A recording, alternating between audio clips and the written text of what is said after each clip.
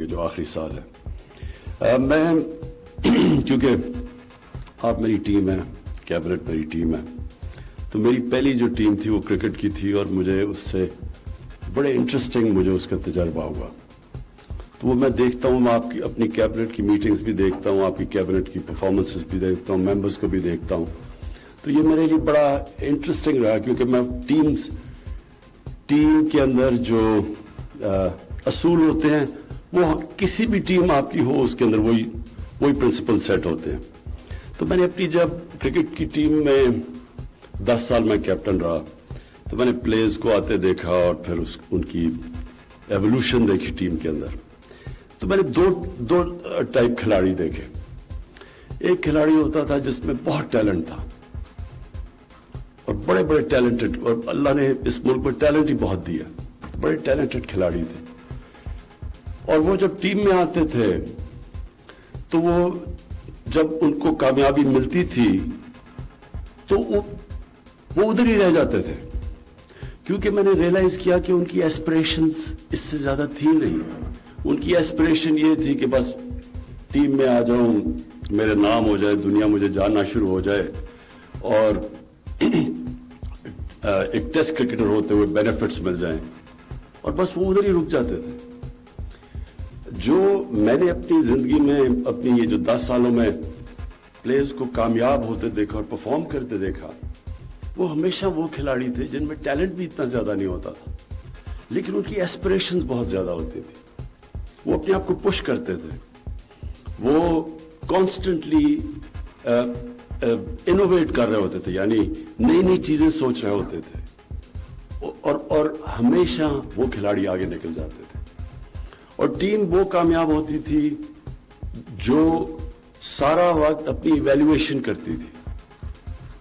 جو اچھی ٹیمیں ہوتی تھیں وہ جب وہ ہارتی تھی تو وہ اپنی انالیسس کرتی تھی. جو گریٹ ٹیمز ہوتی تھی وہ جیت کے اپنی ایویلویشن کرتی تھی. یعنی جو کانسٹنٹ انالیسس ہوتا ہے انسان کے یا ٹیم کے یا ملک کے یا ادارے کے، اس کی کامیابی کا راز ہی یہ ہوتا ہے کہ آپ اپنی جو انالیسس ہے، جو اپنا تجزیہ کریں، وہ باقیوں سے بہتر کریں. جو تعلیم ہے، جو یونیورسٹی ایجوکیشن ہے، وہ سب سے زیادہ سکھاتی کیا ہے؟ وہ آپ کی ایبلٹی ٹو ایویلویٹ کرنا سکھاتی ہے، ٹو اینالائز. یہ جو انالیسس ہے یہ بہت امپورٹنٹ ہوتا ہے. یہ جو آج ٹارگٹس آپ نے خود ہی طے کیے اور جن کی ہم ایویلویشن کریں گے، جو منسٹرز ہیں جنہوں نے جو انشاءاللہ بڑا اپنا نام بنائیں گے، وہ اپنے ٹارگٹس کو ایکسیڈ کریں گے. اور یہ اپنی ٹیم کے لیے ایک اور میں چیز کہنا چاہتا ہوں کہ دیکھیں، ہم ریئلائز نہیں کرتے کہ اللہ نے ہمیں کتنا پوٹینشیل دیا. اب میں اپنی بیوروکریٹس کی ٹیم کو بھی کہہ رہا ہوں اور اپنی جو کیبنٹ ممبرز ہیں ان کو بھی کہہ رہا ہوں، انسان ہمیشہ اپنے آپ کو انڈر ایسٹیمیٹ کرتا ہے. اللہ نے جب اشرف المخلوقات انسان کو دیا اور فرشتوں کو کہا کہ اس کے سامنے جھکو، یہ بڑی امپورٹنٹ چیز سمجھنے کی ہے کہ فرشتوں نے جب شیطان کو، اس کا تو یہی جرم تھا نا، اس نے کہا کہ میں تو آگ کا بنا ہوں، میں اس کے مٹی کے سامنے کیوں جھکوں؟ تو اللہ نے کہا تمہیں بھی نہیں پتا کہ میں نے اس کو کتنی صلاحیت دی ہے، کتنی نالج دی ہے. ہمیں خود ہی نہیں پتا ہوتا، ہم اپنے آپ کو انڈر ایسٹیمیٹ کرتے ہیں. ہم اپنے ٹارگٹس ہی بڑے لو سیٹ کرتے ہیں اور پھر جب مشکل وقت آتی ہے ہم ہار جلدی مان جاتے ہیں، ہم ہار مان جاتے ہیں کہ جی یہ ہو ہی نہیں سکتا. تو جو میری زندگی کا تجربہ ہے اور وہ کرکٹ سے شروع ہوا کہ جب تک آپ ہار نہیں مانتے، ہار آپ کو ہرا نہیں سکتی. جب میں نے جو میرا کرکٹ کا تجربہ تھا وہ میں نے شوکت خانم ہاسپٹل میں مجھے اس کا بہت فائدہ ہوا. یہاں ڈاکٹر فیصل سلطان ہے جو شروع سے میرے ساتھ تھے، اور رزاق داؤد اور یہ شوکت ترین، یہ بورڈ پہ تھے شوکت خانم کے. یہ میرے خیال میں شوکت اور رزاق دونوں اس بورڈ میٹنگ میں تھے. ہم نے جب سارے لاہور کے ٹاپ ڈاکٹرز کو بلایا کہ 3 سال ہم کوشش کرتے رہے، میں کوشش کرتا رہا، سمجھ ہی نہ آئے کہ ہم شروع کدھر سے کریں کینسر ہاسپٹل بنانا. تو ہم نے لاہور کے ٹاپ ڈاکٹرز کو بٹھایا, ان سے ہم نے ڈسکشن کی, بتایا کہ یہ میرا ویژن ہے, یہ میں ہاسپٹل بنانا چاہتا ہوں, کینسر کا ہاسپٹل, اور غریبوں کے لیے مفت علاج کرنا چاہتا ہوں. تو مجھے ابھی بھی یاد ہے وہ 20 ڈاکٹرز تھے, 19 نے کہا کہ نہیں بن سکتا. مجھے ابھی بھی یاد ہے رزاق کی شکل کے اوپر کیا ہوا اور شوکت ترین کے اوپر کیا گزری, جب 19 نے کہا نہیں بن سکتا. ایک نے کہا کہ بن جائے گا لیکن آپ غریبوں کا کینسر کا مفت علاج نہیں کر سکتے. اور پہلی بورڈ میٹنگ ہوئی, وہ بھی یہ دونوں کو پتا ہوگا, اس کو دونوں کو, شوکت کو اور رزاق کو, ہم نے ایک باہر سے لے کے آئے, ایک امریکن تھا CEO جس کو ہم نے ہائر کیا, کیونکہ وہ اسپیشلسٹ کینسر کا جو ہاسپٹل وہ بنانا, سارے کہتے تھے اتنا مشکل ہے کیونکہ اس پہ بڑی کیپٹل انٹینسو ہے, یعنی اکوپمنٹ بڑی مہنگی ہوتی ہے, چلانا بڑا مشکل ہوتا ہے. تو پاکستان نے ایکسپرٹیز نہیں تھی. اس نے, مجھے ابھی یاد ہے, پہلی بورڈ میٹنگ میں اس نے کہا کہ اگر آپ نے 5% سے زیادہ مریضوں کا مفت علاج کرنے کی کوشش کی, یہ ہاسپٹل 3 مہینے میں بند ہو جائے گا. تو وہ تو چلا گیا 3 مہینے کے بعد, اور ہاسپٹل آج دنیا کے اندر, یہ میں آپ کو بتانا چاہتا ہوں کہ اس کی کوئی مثال نہیں ہے, کہ جو 70 کروڑ میں ہاسپٹل بنا تھا, 70 کروڑ میں بنا تھا وہ ہاسپٹل, آج ہم 9 ارب روپیہ صرف ہر سال غریب مریضوں کے مفت علاج پہ خرچ کرتے ہیں. 9 ارب روپیہ. سو میرا پوائنٹ کہنے کا یہ ہے کہ ہم جب اپنی ویژن سیٹ کرتے ہیں تو ایک چیز یاد رکھیں کہ اپنی ویژن سے کبھی نیچے نہیں ایکسپٹ کرنا چاہیے. جو کمپرومائز ہوتا ہے نا, وہ اپنی ویژن کے لیے کرنا چاہیے, ویژن پہ کبھی کمپرومائز نہ کریں. اور پھر اس ویژن کو, اس کو اپ گریڈ کریں, اس سے نیچے کبھی نہ آئیں. کبھی اپنا ٹارگیٹ ایک دفعہ سیٹ کر دیا, اس سے نیچے نہ آئیں. فیصلہ کر لیں کہ میں نے یہی کرنا ہے. جو میں نے دیکھا ہے لوگوں کو, جب مشکل وقت آتا ہے, اصل میں انسان کا ٹیسٹ ہی مشکل وقت میں ہوتا ہے. میں نے اپنی ساری کیبنٹ کو مشکل وقت میں سب کو دیکھا ہوا.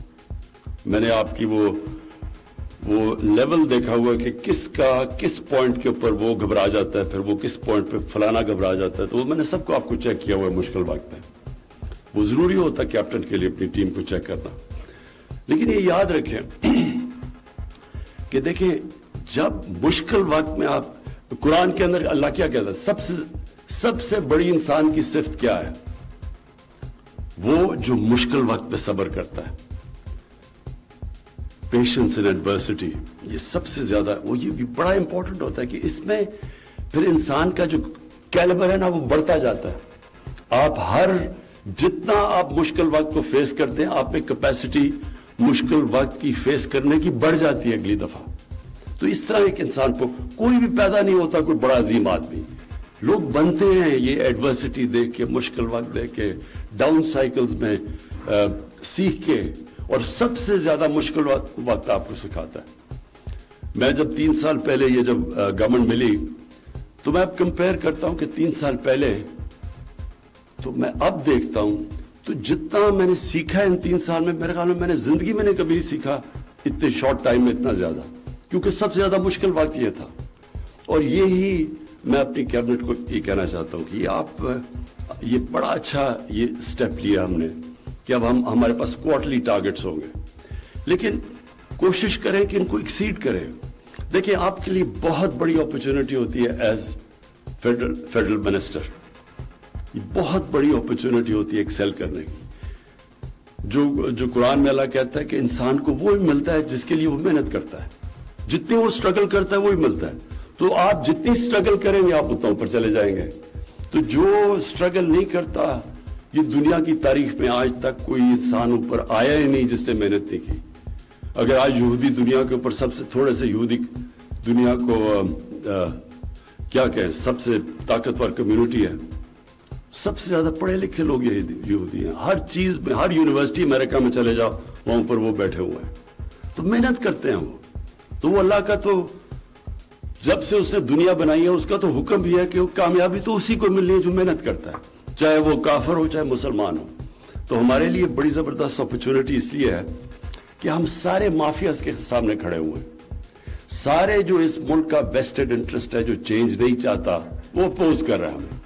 اب اس سے زیادہ چیز کیا ہو سکتی ہے کہ ای وی ایم مشینز کو اپوز کر رہے ہیں. اب سوچیں یعنی اس سے ہمیں کیا فائدہ ہے ای وی ایم مشین سے؟ کوئی آج تک ہر الیکشن متنازع ہوتی ہے. ہر الیکشن چھوڑے سینٹ کی الیکشن جدھر کوئی 1500 ووٹ ہوتی ہے وہ بھی متنازع ہو جاتی ہے. لیکن کسی نے آج تک یہ نہیں بتایا جو گورنمنٹ میں آتا ہے کہ اس کو اب ہم نے کیسے ٹھیک کرنا ہے.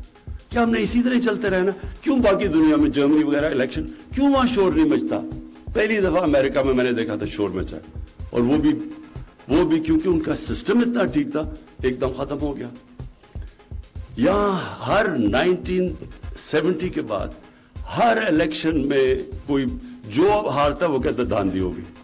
اب ہم ایک سسٹم لے کے آ رہے ہیں جو کہ بڑا آبویس ہے کہ یہ اگر جتنے بھی پاکستان کے مسئلے ہیں وہ حل کر دے گا ای وی ایم.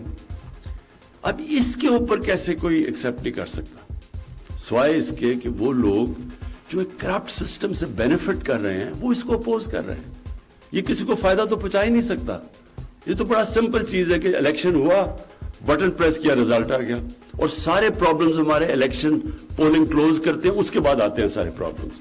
لیکن اگر اس کو اپوز کر رہے ہیں تو آپ سمجھ جائیں کہ ہمارا یہ چیلنج کتنا بڑا ہے. یہ جو لوگ یہ اس ملک میں کون ہیں جو اس ملک کو چینج نہیں ہونے دیتے؟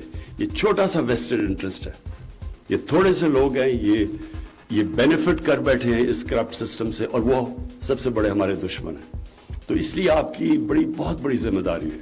اور یہ جو آخری 2 سال ہیں یہ کرٹیکل ہے ہمارے لیے, کیونکہ ہم نے بیسکلی پہلا سال تو سروائیو کیا ہم نے. دوسرے سال میں یہ جو ہم نے چیلنجز لیے, یعنی ایک طرف اکانومی سنبھال لی ہے, دوسری طرف کورونا آ گیا, اور جس طرح وہ ہینڈل کیا گیا, میرے نہیں خیال میں کہ ہم نے وہ کریڈٹ لیا ہے جس طرح ہم نے کووڈ-19 کو جس طرح ہم نے فیس کیا ہے. میں نہیں سمجھتا کہ ہم نے پوری طرح ہماری گورنمنٹ نے اس کا صحیح بارے میں اپریشیٹ کیا کہ کس طرح کے کتنے مشکل فیصلے تھے, کتنا پرابلم تھا یہ جو بیلنس کر رہا ہے 2 مشکل راستے میں. لوگوں کی جانیں بھی بچانی ہے, اکانومی بچانی ہے, اور اس میں پھر جو چیلنجز تھے. تو ہم نے بڑی مشکل وقت سے نکل کے یہاں آئے ہیں. اب انشاءاللہ ہمارا ٹائم ہے کہ ہم یہ سال پوری محنت کر لیں تو انشاءاللہ یہ ہم ادھر پہنچ جائیں گے کہ آپ کو جو لوگ کہتے ہیں نا جی مجھے ہلکے کے لیے ایم این اے کہتا ہے جی مجھے پیسے دو, ڈیولپمنٹ فنڈ اگر نہیں ملے تو میں ہار جاؤں گا. کبھی آپ ڈیولپمنٹ فنڈ سے نہیں جیتیں گے, آپ گورنمنٹ کی پرفارمنس سے انشاءاللہ ہم جیتیں گے. اور میں جو اپنے جو ہمارے صوبے ہیں کے پی اور پنجاب میں, اور اب تو گلگت بلتستان اور آزاد کشمیر, لیکن جو اصل بیٹل ہے وہ اس وقت پنجاب کی ہے. اور پنجاب میں لوگ بڑے یہ کہتے ہیں کہ جی دیکھیں آپ نے بڑے چینجز کر دیتے ہیں, یہ آپ فریکوینٹ چینجز ہیں. چینجز کا کوئی آخر میں یاد نہیں رکھے گا آپ نے چینجز کتنے کیے. لوگ یہ یاد رکھیں کہ آخر میں 5 سال میں آپ نے ریزلٹس پروڈیوس کیے یا آپ نے نہیں کیے, آپ نے گورننس سسٹم بہتر کی یا نہیں کی. تو وہ ہمارے لیے چیلنج ہے, اور انشاءاللہ اگر ہم نے یہ آخری 2 سال پورا زور لگا دیا, اپنے جو بھی ہم نے اپنے آپ کو ٹارگٹ سیٹ کیا ان کو ایکسیڈ کر دیا, تو انشاءاللہ یہ پارٹی اور مضبوط ہو کے, ہماری کولیشن گورنمنٹ اور مضبوط ہو کے انشاءاللہ آگے آئے گی. ارباب شہزاد ارباب آپ کو پھر سے میں خراج تحسین پیش کرتا ہوں.